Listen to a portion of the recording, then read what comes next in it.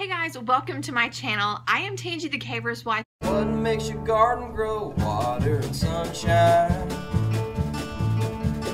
What makes your spirit grow? Knowing that she'll be mine. Tater bug, eating my potatoes. Tater bug, going my tomatoes. Tater bug, what makes you so hungry? Tater bug, eating all my money. Hey guys, welcome to my channel. I am Tangy the Caver's wife, and today's video is part of a collaboration that was started by the Texas boys. They asked me to be a part of it, and I was super excited, and I said yes. So this collaboration is 10 reasons why we homeschool and 5 practical tips on homeschooling. So you guys know that we homeschool. We have 2 kids, and we actually only started homeschooling about 4 years ago. Actually, this fall will be 4 years. Both of my kids were in the public school system. They also attended private school for a little while. And so let's get into why we homeschool.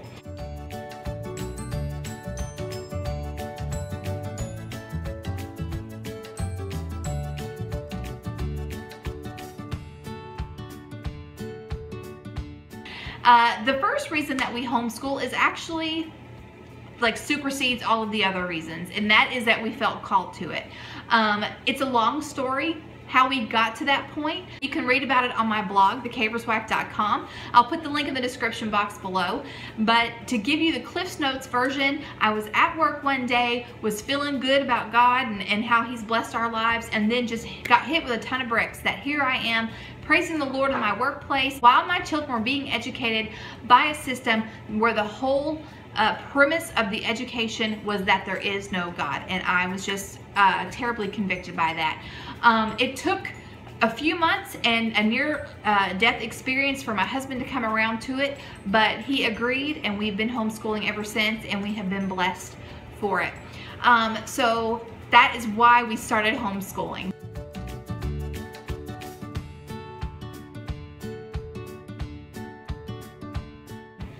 The second reason that we homeschool is that it was our experience that while our children were in public school, our parental authority did not matter.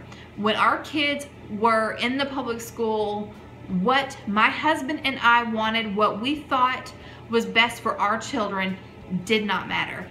Number 3, one of the things that I love about being their mom and being a homeschool parent is that special moments belong to us. And we share them every single day. When my kids learn something new, when a light bulb goes off, when something awesome happens, I am there and I get to experience that with them. And I absolutely love and cherish that about being a homeschool parent. Number 4, my children have the freedom to be the best version of themselves, and they don't have to answer to anybody else except for their parents. But it's what we want for them. We want them to discover what they want to be and who they want to be, and I love that. We do use big box curriculum that we piece together, but when my children want to investigate something, we let them do it, and I think it makes them better kids. I think it's going to make them better adults for it too. I'm talking so fast. Number 5, the reason that we homeschool, and I kind of just touched on this, is because I really feel like they have the advantage when it comes to their education, able to follow their passions. And whenever your child is passionate about something, they are going to soak up so much knowledge and information about whatever it is that they're passionate about. And so I feel like our kids have the advantage that they can pursue those passions, whether other than being held to a curriculum based on what the state is going to be testing on at the end of the year. Number 6, life skills. Now, we all, no matter where your children go to be educated, we all are responsible for making sure that our kids are prepared to be adults. They need to learn how to take care of themselves, and one of these days, if the Lord gives them children, they're going to be responsible for other people. And so there are skills that they will need to be able to take care of themselves and take care of the people that they love. So the Texas boys showed on their video that their kids build. They love to build. They have the freedom to mess around with tools and things like that. My daughter wanted to learn how to crochet, and so we made that part of her school day. Is she sat down and looked up videos on YouTube and learned how to crochet and got so good at it that she's actually been able to design some of her own things and sell them. Number 7, my children have the freedom to be children.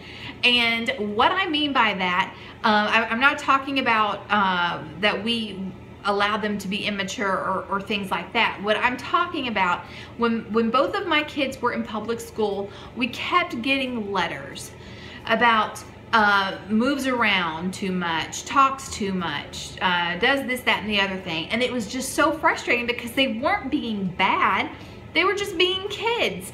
And yes, and I don't want it to make it sound like my kids should be able to run around and blah, blah, blah, but asking a 7-year-old boy to sit still for 2 hours when he's already finished his work, that's a little much, in my opinion. They're wasting, they're just sitting there waiting on other people, and they can be done. They can be cranking this stuff out. And anyway, that was rambling. Number 8. Now, I may or may not be a conspiracy theorist.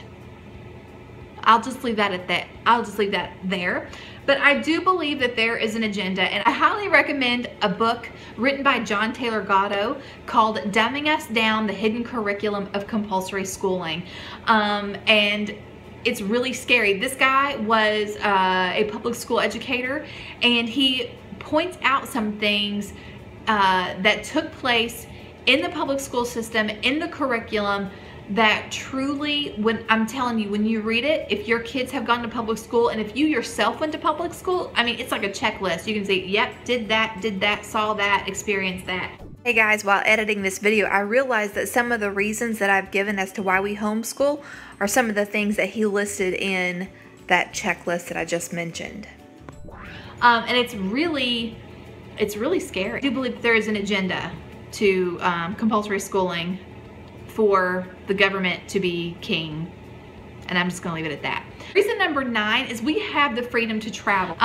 We don't have to wait for anybody's schedule, and it's really nice because we do travel a couple of times a year, and we do it while everybody else, while public school is still in session. So it's been really nice to have that freedom. Touched on this, but again, we can, as parents, things that are important to us we can share with our kids because they're home with us. We don't have to wait until they get home and then get homework done and then make sure everything's ready for the next school day and do all of that stuff. We're together, and it's awesome. So now I'm going to share with you guys 5 practical tips on homeschooling. Tip number 1, this was some advice that was given to me by a veteran homeschooler, and it was absolutely the best advice that I got. And she said, remember that curriculum is a guide. It is not a taskmaster. And what she meant by that is it's merely a suggestion. It's not the map. You don't have to do everything that the curriculum says. Number 2, read. Get your kids to read really good books, and I highly suggest that you look at the Charlotte Mason approved list. And I need something to drink. And not just read things that they need to read, but read things that they love to read. If your kids have a love of learning and a love to read, the possibilities are endless for them. That's that. So I talked about life skills in the reasons that we homeschool, but I'm also going to use that as a practical tip.